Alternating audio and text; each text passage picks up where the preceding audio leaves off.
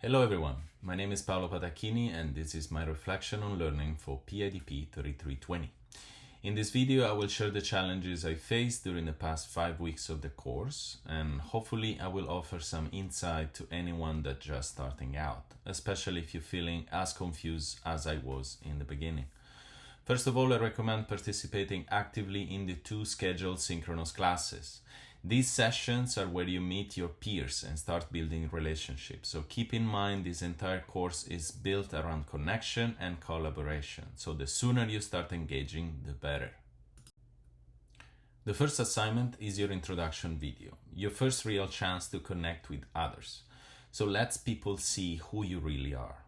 Most likely the peers who are interested in your story will also be the ones that join in your synchronous session. So it's important to post your video as early as possible to get the ball rolling.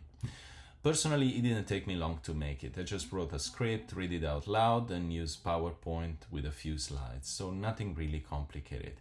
But I tried to make it interesting. So I added some pictures of my desserts, some of my students, so it would catch some attention. Now, after our first class with Dwayne, I actually had more doubts than when I started. So I couldn't quite grasp what the assignments were about. He talked about creating a presentation where your peers are actively involved but without delivering content. So I kept asking myself, if I'm not teaching content, then what's the point of the collaboration? What are we actually doing here? Also, I'm a naturally introverted, so collaborating doesn't really come easily to me. But I later realized that this course is meant to push your boundaries, so encourage you to explore, to take risk, and to connect.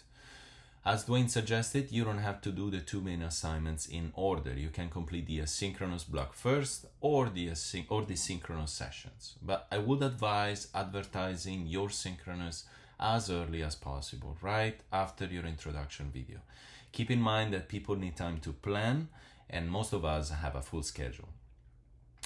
Then once I posted my advertisement, I started joining other people's presentations, 6 in total. Each one was very different and really interesting. I got to collect a lot of ideas while I was working on my own project. Choosing the right topic is the key. You will need at least 4 people to attend your session, so pick something that sparks interest. I chose sleep and learning since sleep deprivation is such a relatable topic nowadays, and luckily 5 people joined me for my session. I think it went very well, all things considered. I sent out a questionnaire ahead of time about their sleeping habits. We discussed the data together during the sessions, and it sparked really a great conversation. So we learned a lot from each other. It was a very positive experience for me. I learned how to use Google Forms for the first time, Zoom breakout rooms, and most importantly, it was my very first online class. Even though it went well over 15 minutes limit, I was very happy the way it turned out. So thanks again to everyone who participated. For my asynchronous collaboration, I continued with the same topic and built it out further. I created a blog on WordPress, breaking the content into chapters with embedded videos, podcast, article. I also included provocative questions to spark discussion, and I had a comment for peers to interaction. I had a lot of fun putting it together, and I'm quite happy with how it turned out. So feel free to check it out, and please leave me a comment.